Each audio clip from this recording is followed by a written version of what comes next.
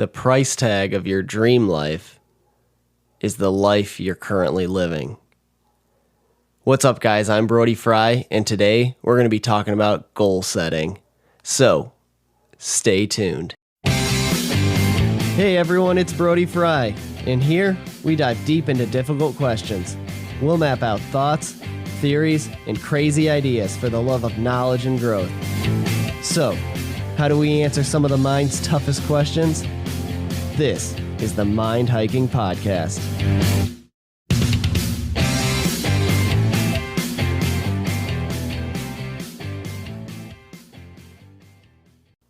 How's everybody doing today?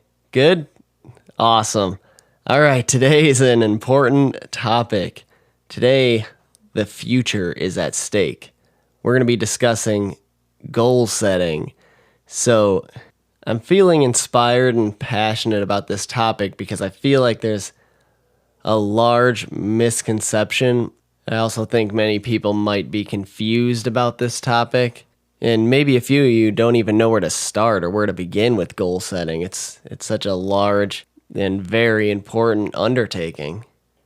Now, there's millions of ways to do goal setting. I mean, some of my favorites are just goal journals, writing stuff down. I've always loved writing stuff down. If you're a regular listener, I appreciate you, and you may know that I have a dream journal, but I love writing stuff down. So just being able to see it on paper, pen and paper or pencil and paper, I love it. So some of you may have heard about a form of goal setting such as SMART goals. Now, when I first heard of this, I kind of chuckled because I don't think they're so smart. So we're going to start off by talking about why I believe that these are not quite SMART goals. Now, for those of you who haven't heard of this, SMART goals is a form of goal setting, and SMART is actually an acronym for specific, measurable, attainable, relevant, and time-bound. So, to start off, I mean, this ought to be just ripped apart. But I guess we'll just start with the S, specific. This is the least bad of the 5 of these. Specific, it is good to be specific. It is good to be clear. The only issue with certain individuals, everybody is different. So what I don't like about this whole concept is that it, cages. It's like too cagey about goal setting. And for each individual person, this is a unique experience, and what works for you works for you. So specific, not necessarily a bad thing, but it could put some unnecessary pressures on certain individuals. There's many examples of this, but, the gym example is just an easy example, and I've used it before, but say you got a goal to get up at 5 a.m., go to the gym, but the issue is, you can get lost in the specifics. If you're specific, you can go as in-depth as having your workout regimen planned out daily so you know exactly what you're going to do. And for people that are trying to do that, it could be discouraging because now you're getting caught up in the nitty-gritty details, and next thing you know, you just fall off the path, the goal, because you're lost in the details, or you work yourself up in these details, which is totally unnecessary. So not a horrible start to this acronym, but it definitely gets worse. Trust me. But seriously though, it is discouraging if you get caught up in the nitty-gritty details. So that would be the negative of this. Basically, you don't want to, cut yourself off from achieving this goal because you're worried about the specifics. So set your goal, and whatever specifics you feel you need, to have in the goal to make it known to you whether or not you've achieved it. So now on to the M, measurable. This is a very similar explanation as the first one, specific, S. Sometimes, now I'm going to use the same gym example, but maybe that is your goal, just getting up, going to the gym, and you don't have a measurable like mass that you'd like to gain or measurable weight that you'd like to achieve. Some people just want to be toned, and maybe that's just your goal, and that's not necessarily measurable. But if you get caught up in making sure your goal is measurable, again, it might be discouraging. Maybe it's a lifestyle thing. Maybe your goal is a lifestyle change. You want to start doing something and continue it, and there is no specific stop point. The specific and the measurable are kind of go hand in hand here, where, it's not that kind of lifestyle change wouldn't be really measurable until you stopped doing it. So again, what works for you for goal setting is the best, especially dependent on each individual goal and what you'd like to do. So again, I don't like these constraints of this form of goal setting because I feel like a lot of it is too caged, too restraining. So again, make sure it works best for you, and it doesn't have to be measurable, especially if you're talking some sort of a lifestyle change. Okay, now on to the next one, A, attainable. This one sounds reasonable, right? Wrong. This is the worst of all. Attainable. Okay, let me let me just ask you this. If a goal you're setting is attainable, what is the point of that? There's no point to setting a goal if it's already attainable. The point of a goal is to set something that's slightly out of reach or something that you don't think is achievable. That's the point of a goal. You want to reach for something. You want to grow into something that isn't already on the path, already on that growth curve. You want it to be out of reach. You're trying to stretch yourself. If a goal's attainable, that's something that you're just going to do anyways. That's like saying, my goal tonight is to eat dinner. That's something that you are probably going to do anyways. So that's not a goal. Eating dinner tonight is attainable, but that's not a goal. It's not out of your path. So goals have to be out of your path, slightly, whatever works for you. Again, if it's slightly out of reach or if it's way out of reach, whatever's good for you. Sometimes if you set a goal too lofty, it might be discouraging. If you set it too close, it might be discouraging just because it's too easy. But whatever's best for you. Attainability has nothing to do with goal setting because that's just something that you're going to do anyways, or something that you can already achieve. If it's attainable, it's not a goal. That's ridiculous to me. That's the worst of them all. Okay, on to R, relevant. Now, this one, you don't need to have a relevant goal because if you think about a lot of people that made it big or achieved great things, their goals weren't relevant to the lifestyle. This kind of goes back to that intro quote, that opener. The price tag of your dream life is the life you're currently living. If you're setting a goal, that means where you're at, you don't want to stay. You want to reach higher, better things. You want to reach new goals. And if it's relevant, then you're not reaching for anything. If something's relevant, that means it plays a part in the life or lifestyle that you're currently in, which is what you're trying to get out of by setting goals. So this is also not true. So the goal doesn't have to be relevant. It can, set your goals. You are trading your current lifestyle for your goal or what you want to be. You have to make the change to be able to reach your goals. So relevancy is not necessary for goal setting. And finally, T, time bound. So this one basically is what it's trying to say is just to put a timestamp on it. Like this goal will have, I will achieve this by this time. The time bound is referring to this time kind of thing. So that is another iffy one depending on each individual person, because some people don't operate well under pressure.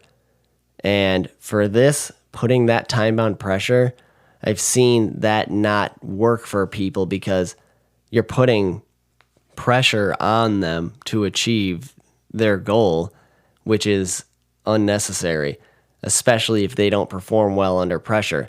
If you leave it kind of open-ended, a lot of people will achieve it even sooner than what they would have set a timestamp on, just because they don't feel the heat of this has to happen now, especially like people that have procrastination issues too, where they wait till the last minute. So if they don't necessarily have a time frame on it, then it might work better for that certain individual. Some people do perform better under pressure. Now, for me personally, this one's probably the least bad of them. I do perform better under pressure. So this does help me, but this is the only one that I see relevance in my own personal goal setting. So again, I'm taking one out of the 5 of these, into my own personal life. So whatever works best for you, I'm just going to keep saying that because it really just comes down to you and what works best for you. So that's kind of the whole general theme about this is I don't like the caginess of the SMART goal. So just breaking that down for you guys. I heard that today and I was like, nope, I'm going to do an episode on that.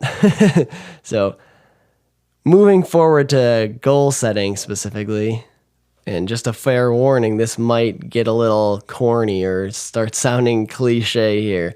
So heads up for that. But I don't like to see goals as like a chart or like even two-dimensionally. It's more, and not even like layers or steps. I see it more as a path, like a journey. And this is kind of where it's going to get a little corny, but hear me out. It's not, because when you reach a goal, it feels good in the moment, but then what's next? There's always, just as human beings, we're so progress driven. There's always got to be something next because, it's like a fulfillment thing. If you get to the goal you set and then that's the end, that I'm sure many of you have heard how that's super common with Olympic athletes, just depression after becoming an Olympic athlete because they feel like they've peaked. They've achieved their dream. What's after this? There's got to be something more, right? And then that's where the depression sinks in. It's like actually not just athletes, but this happens in retirement too, where you're working so hard your whole life and you're looking forward to retirement, right? When you don't have to work anymore. And that's so common because you hit that mark and then it's like, is this it? Now I die? It's like hitting that peak and then you feel like it's all downhill from here. I'm just walking back down the mountain to my death. It's tough. So for me, I don't like setting concrete goals. it's nice to have waypoints. It's nice to have little benchmarks too. But personally, I like having like a snaking path of goals. That way, there's no specific end point where I hit it and that's it. Now it's done. I love growth. I love moving forward. I love progress. I dislike coasting. I dislike stagnation. I like moving forward, and I like having my goals variable along with who I am. I like my goals changing and evolving along with me. I don't like being restricted in any way. I like moving parts. It keeps life interesting, keeps it nice, keeps it worth living, worth experiencing. So that's kind of my personal take on goal setting. And now for, specific details on how I go about this, it's pretty straightforward. I mean, we kind of already covered it a little bit, but writing it down, having a goal journal, and, everybody's got their own way, like I've been saying and repeating, but what works best for you and what works best for me is writing it down and being able to see it. Especially, and a lot of people do this where they write stuff down and then all of a sudden, hey, it didn't work. Brody, come on. I wrote it down like you said and it didn't work. That's because if the issue is so many people write this stuff down thinking that it's like magic ink and now it's going to come true, but you got to refer back to it. You have to ingrain that in your mind. It's not just a write it down. The process of writing it down helps a lot because now you're putting shape into your goal. You're putting words into your goal and you're actually physically writing it out. That's why I prefer to write it pen and paper or pencil and paper rather than typing it out, because you're doing the action of writing it and each stroke of the pen is just ingraining that goal into your subconscious even more. So that's why that's so much more crucial than typing it out or not doing anything at all. So typing is obviously better than nothing, but writing it out is super important. It helps so much more, but then refer back to it, especially most beneficially before you go to sleep and when you wake up. If you want extra credit, right when you wake up, before you go to bed, and then right when you wake up too, because that's when your subconscious is in that deep. If you want to get technical, refer back to episode 8, sleep. We talk about the different waves of your brain, but you're in a vulnerable state of mind for accepting this knowledge into your brain. It's a susceptible state of mind for the seeding and growth of new goals and new ideas. So these two times in your day are super important. When you wake up, because your mind's super fresh and cleared out and vulnerable for new information, and before you go to bed, especially like as you're in bed, like right as you're falling asleep, because your waves are starting to get deeper and slower in your brain, and it's going to be able to.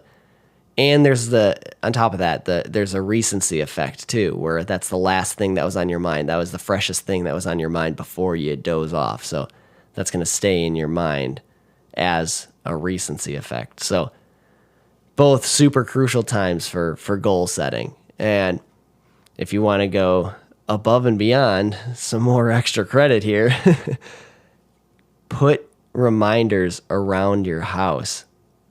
It's super, super like above and beyond here. This is going to like hyper speed your goals because you're just, impregnating this into your mind even further, where, you could go as far as to write notes out, sticky notes out, and put them on your coffee maker, put them on your refrigerator, whatever, and put them on your mirror in the bathroom.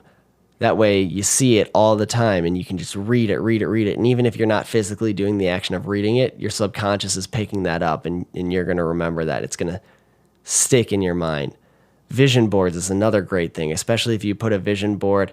So Katie, we've had her on the podcast. She's freaking amazing. She's got a vision board hanging right next to her bed. So first thing, she sits up, turns out of bed, there's her vision board. Every morning and every night before bed, she gets to glance across that. Whether she stares at it or not, her brain is picking up that information. She's got all sorts of things on there that she wants to do, wants to achieve, wants to become, and it's awesome. She's awesome. So another great, and also if you want to check out her podcast too, the Living Confidently podcast, she's got an episode on vision boards and how to create them. So definitely go check that out because that's an awesome episode. Anyways, I got a final little note on this. So hate's a strong word, but I strongly dislike this phrase, but I'm going to use it anyways.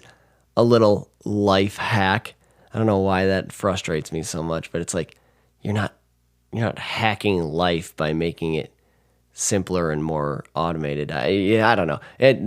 That's always bothered me. But anyways, a little helpful tip, and this actually like blew my mind when I first heard it too, because it's freaking genius. I don't know why I didn't think of it sooner, but simplify your goals down into a simple, short phrase. Delete the spaces between the words and use that as passwords for logins for anything. That way you're physically typing out. Again, we talked about not as good as writing it out, but typing out passwords is something that you constantly do for, all the different accounts that we have nowadays. So this is a way to kind of force this without really going too much out of your way or changing your lifestyle too much. But it's a great way to keep a reminder. Change your passwords into your goals. So that way you're typing them out constantly. Or even start with, I am, blah, blah, blah, whatever you want to be. And that way you're constantly putting that in your mind as this is who, it's just an action that you're taking every day anyways, typing out passwords for all your different accounts. So this is a great way to automate this and help get these goals in your head and kind of fast track you along your path. So yeah, definitely give that a shot too. It's awesome.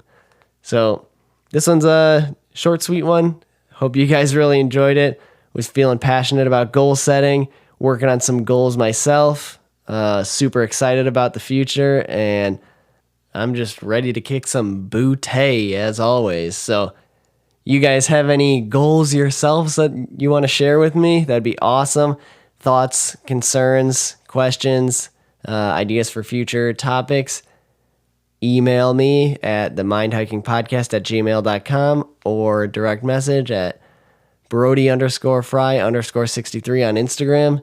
That would be awesome. I love hearing from you guys. I get super excited when you guys reach out to me. It's awesome to hear from you guys and just know that you're listening. So even if you want to just shoot me a quick, hey, just listen to this episode, it's awesome. It just brightens my day. It makes my day when I get messages like that. So thank you guys so much. I'm so grateful for all of you. Love all of you. Hopefully you have a great rest of your day and set those goals, guys. Do what's best for you and don't get discouraged. So rock on, guys, and have a great rest of your day, and see you on the next episode.